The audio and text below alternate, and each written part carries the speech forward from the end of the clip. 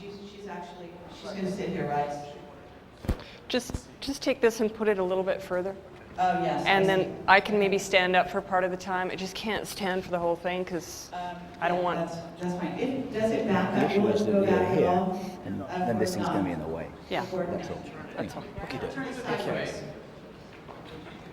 That's great. Just right there. That's probably fine.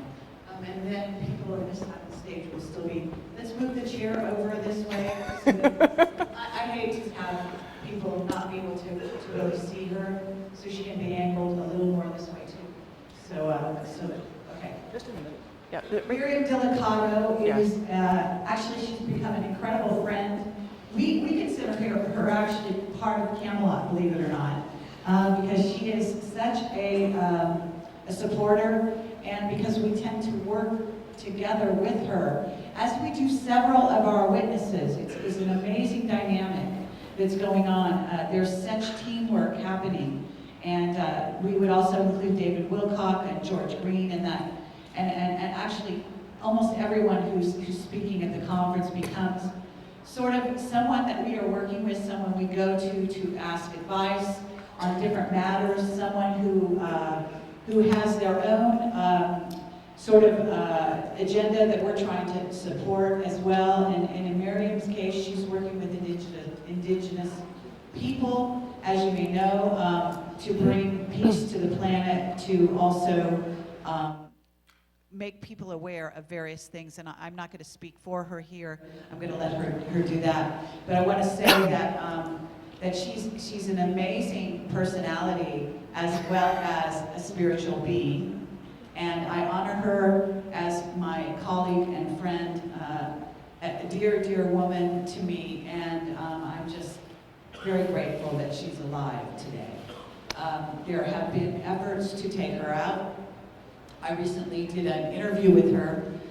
It's quite short, it's about a half hour. During that interview, the tape and the film, I wasn't touching the camera, I just focused on her and stepped away.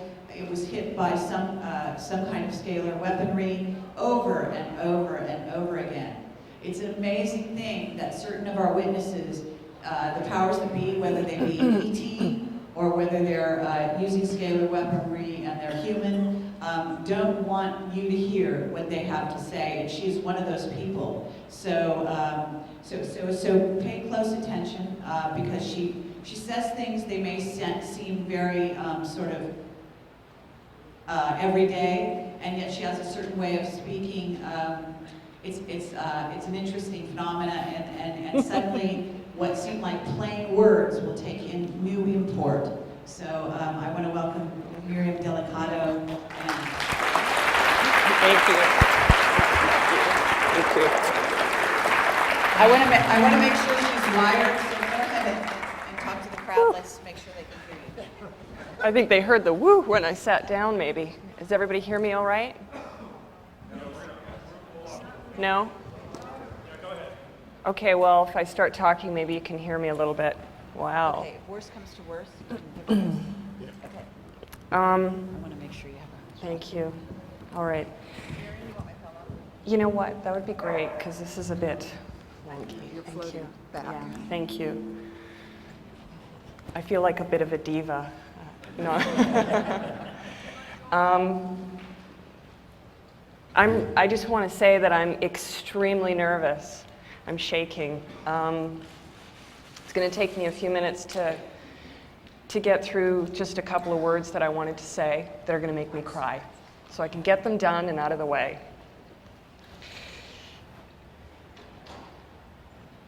First of all, I want to talk about Carrie and Bill.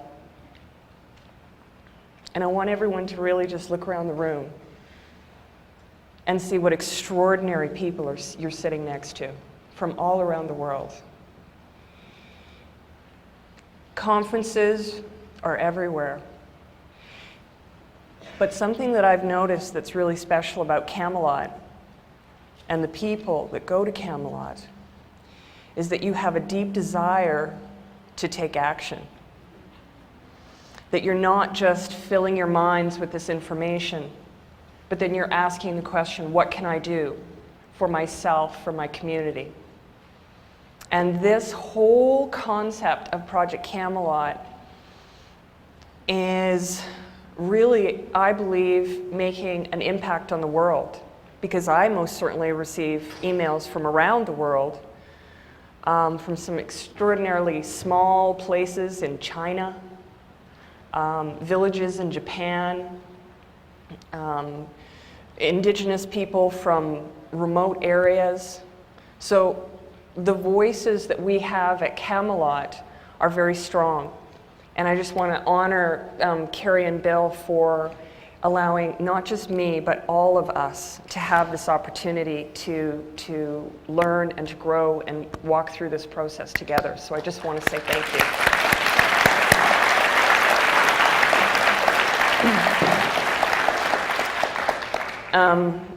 The second thing I want to share on a really personal note is to talk to you about my car accident.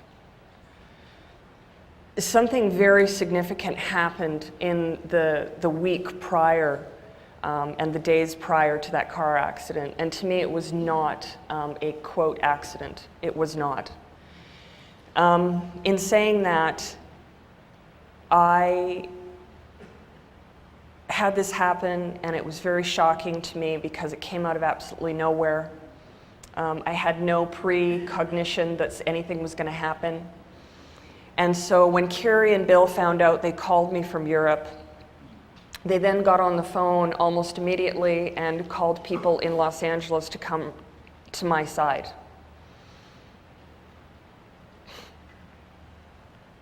I couldn't walk. I couldn't walk. I couldn't get out of bed. I couldn't do anything.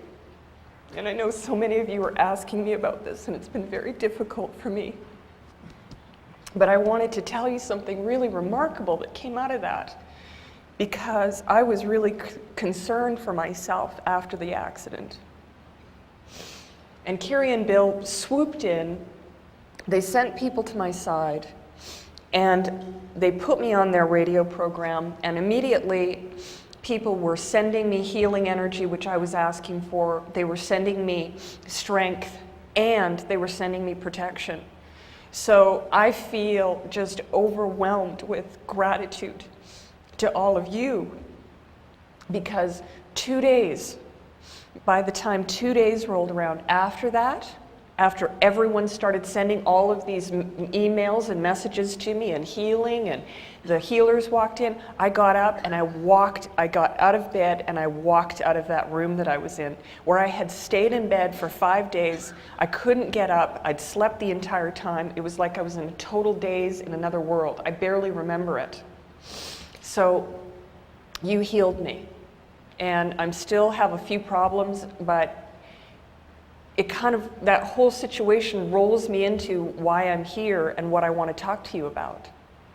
And that is the power that we have in coming together, which is the blessing that I always have in my life, of how I get to observe what happens when people make a decision to come together. So I just wanted to say thank you to all of you, and tell you that from this point forward, I'm doing well, and I thank you for all of your support. And now, when we talk outside of this room, let's really get to some business, because now you all know I'm doing well.